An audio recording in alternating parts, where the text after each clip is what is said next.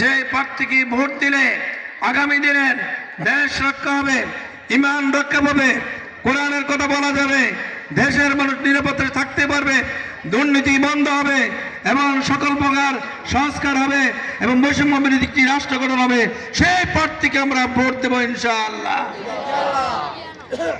আপনারা জানেন দীর্ঘ যারা ক্ষমতায় 54 বছর দায়িত্ব পালন করেছেন, আমরা ক্ষমতার অদল বদল দেখেছি, ফলা বদল হয়েছে, কিন্তু কোনো মানুষের সুখ শান্তি দিতে পারে নাই, নারীদের অধিকার দিতে পারে নাই, অনেক সমস্যার সমাধান করতে তারা পারে নাই। তারা পেরেছে চাঁদার জন্য মানুষকে পাথর দিয়ে মারতে মারতে এরপর তাকে হত্যা করা হয়েছে। তারা পেরেছে দুর্নীতিতে চ্যাম্পিয়ন হতে, তারা পেরেছে মানুষকে ঘর থেকে ডেকে এনে গুলি করে হত্যা করতে। তৎকালীন সময়ের সরকারগুলো ছিল এই প্রকৃতির। আগামীতে ত্রয়োদশ জাতীয় সংসদ নির্বাচনের মাধ্যমে আমরা সকল প্রকার দুর্নীতি বন্ধ করব ইনশাআল্লাহ। কি বলেন আপনারা?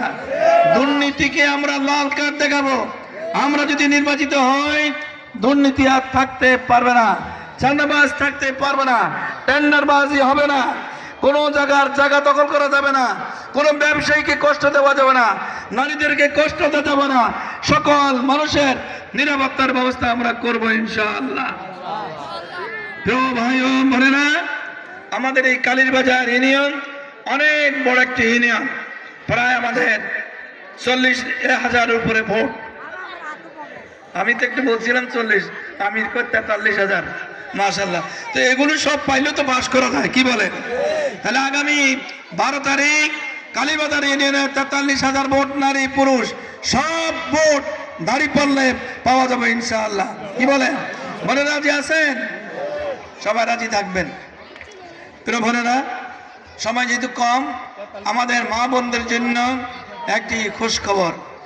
যাদের 60 ঊর্ধ্বে বয়স, 60-এর অধিক যাদের বয়স, তাদের চিকিৎসা ব্যবস্থা ফ্রি করা হবে যদি জামাত ইসলামী দাঁড়িপাল্লা মার্কা নিয়ে বিজয়ী হতে পারি। কি বলেন? আমরা নারীদের 60 ঊর্ধ্বের বয়স যারা হবে তাদের শিক্ষা ব্যবস্থা ফ্রি করা হবে, আর যাদের শিশুদের বয়স 5 বছর পর্যন্ত তাদেরও চিকিৎসা হবে ফ্রি। আর সকল প্রকার বেকারত্ব দূরীকরণ করার জন্য আমরা উদ্যোগ নেব। নতুন কর্মক্ষেত্র সৃষ্টি হবে, শিক্ষা ব্যবস্থা সংস্কার করে নতুন করে শিক্ষার আলো জ্বালিয়ে নতুন নতুন শিক্ষা প্রতিষ্ঠানের উদ্যোগ নেব। এবং কালীবাজার ইউনিয়নে সরকারি অনেকগুলো শিক্ষা প্রতিষ্ঠান থাকলেও কিন্তু জেলা স্কুলের মতো শিক্ষা প্রতিষ্ঠান এখানে নাই। আমরা জেলা স্কুলের আদলে এখানে নতুন শিক্ষা প্রতিষ্ঠানের উদ্যোগ নেব, কাঠামোগত দিক থেকে পরিবর্তন করব এবং দুর্নীতি বন্ধ করবই ইনশাআল্লাহ। আমরা বেকারত্ব চাই না, আর আমরা তরুণদেরকে, যুবক তরুণ হচ্ছে আমাদের আগামী দিনের ভবিষ্যৎ, তাদেরকে আমরা বেকার রাখবো না। তাদের জন্য নতুন কর্মক্ষেত্র সৃষ্টি করে তাদের হাতে আমরা কর্ম তুলে দেব। তাহলে আর দুর্নীতি থাকবে না, বেকারত্ব থাকবে না, সন্ত্রাস থাকবে না, চাঁদাবাজ থাকবে না। আমরা আগামীতে এমন একটি সুন্দর দেশ, মানবিক বাংলাদেশ গঠন করার জন্য আমরা উদ্যোগ নেব ইনশাআল্লাহ। প্রিয় ভাই ও বোনেরা, আপনারা আমাদের জন্য দোয়া করবেন। আমাদের পরিকল্পনা অনেক, আর আপনারা জানেন দীর্ঘদিন থেকে আমাদের এই কুমিল্লা বিভাগ দেওয়ার কথা হয়ে উঠছে না। আমরা নির্বাচিত হলে কুমিল্লার নামেই কুমিল্লা বিভাগ ঘোষণা করব ইনশাআল্লাহ। এরপর আমাদের কুমিল্লার যে বিমানবন্দর, এই বিমানবন্দরকে আন্তর্জাতিক বিমানবন্দর রূপে আমরা ঘোষণা করব ইনশাআল্লাহ। তাহলে ভাইরা বোনেরা, আপনারা কষ্ট করে 12 তারিখ কেন্দ্রে যাবেন, কারোই চোখ লাগানোকে ভয় পাবেন না। আমরা ভয় কাউকে করি না, আমরা ভয় করি একমাত্র আল্লাহকে। আল্লাহর ভয় আমাদের ভয়, আর কোনো ভয় নাই। যারা নির্বাচন কেন্দ্রকে দখল করার, জাল ভোট দেওয়ার, হাঙ্গিমাঙ্গি করার, বন্ধ করে দেওয়ার জন্য চিন্তা করছেন, তাদের স্বপ্ন বাস্তবায়ন করতে দেওয়া হবে না। আমাদের এই নির্বাচন কেন্দ্র পাহারা দেওয়ার জন্য বোনেরা সকাল 7টার মধ্যে কেন্দ্রে চলে যাবেন, 7:30টায় ভোট শুরু হবে। বাইরেও 7টার মধ্যে কেন্দ্রে চলে যাবেন, 7:30টায় ভোট শুরু হবে। 4:30টার পরে যদি কেউ যান আর ভোট কেন্দ্রে প্রবেশ করতে পারবেন না। 11টার মধ্যে আমাদের ভোট দেওয়া শেষ হয়ে যাবে। বাইরে কেন্দ্র পাহারা দিবেন, ভোট দিয়ে চলে যাবেন না।